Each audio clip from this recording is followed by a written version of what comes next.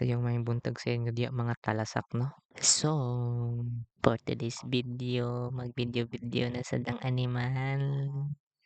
So, bitaw mga talasak, karong adlaw mga talasak. Kay naatay i-troubleshoot nga motor. Suzuki Smash 115. So, una natong gibuhat mga talasak, no, is gi-check na to ang battery sa motor. Kung goods pa ba siya or dili na. So, next natong i-check mga talasak, no, is gitangtang na to ang high tension wire ug ang spark plug. Then natong gi-check if goods pa ba siya mga talasak. So, gitangtang na to ang spark plug cap and gitry na to og crank if nababahay kuryente nga moagi sa high tension wire. So, upon checking mga talasak, no, goods pa siya, na pa siya kuryente.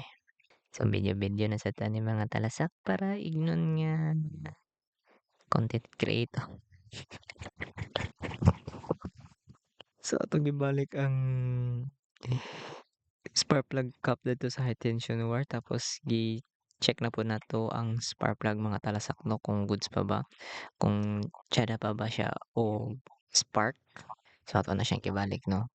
So, human na to og balik sa iyahang spark plug mga talasak, no, is sunod na tong gi-check is ang iyahang gas tank mga talasak. Atong tanawon mga talasak kung naabay sulod nga gasolina ang iyang gas tank mga talasak. Sige tag troubleshoot diri animas. Wala man din ni siya gasolina siguro. So, atong tanawon the moment of truth. Guyog-guyog pa. Murag tinuod, murag correct. Be, so gibalik na tog sira mga talasak, no, kay wala gyud siya gasolina mga talasak. So next natong gibuhat mga talasak, no, is nagtaod ta og bag-o nga carburetor mga talasak. Atong gilisan ng daan nga carburetor mga talasak para wala nay rason kaning motor nga dili siya moandar mga talasak, no.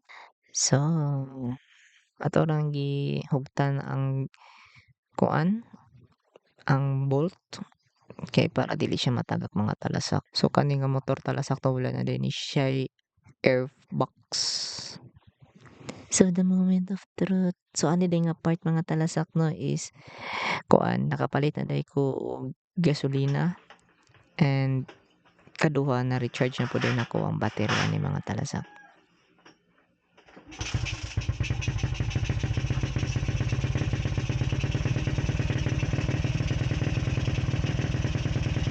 So na-successful na to ang pagpaandar sa motor mga talasak, no. So next natong gibuhat mga talasak is ato dayong drain ang daan niyang oil mga talasak para mailisan nato siya og bagong oil mga talasak, no.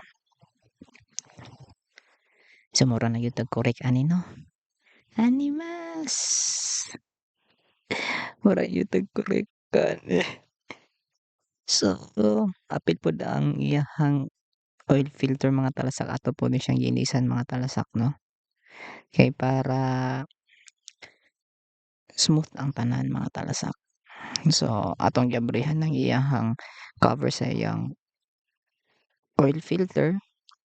Then ato dayong gitangtang ang iyahang oil filter mga talasak. So kani sure ko hugaw gyud gani mga talasak. Kay for almost 2 years man ata ni siya walay ilis-ilis og oil filter o walay change oil. So tanawang naong mga talasak wa gyud may itsura mga talasak. So gitawran na din nato og bag-ong engine oil, Castrol. Baka naman Castrol.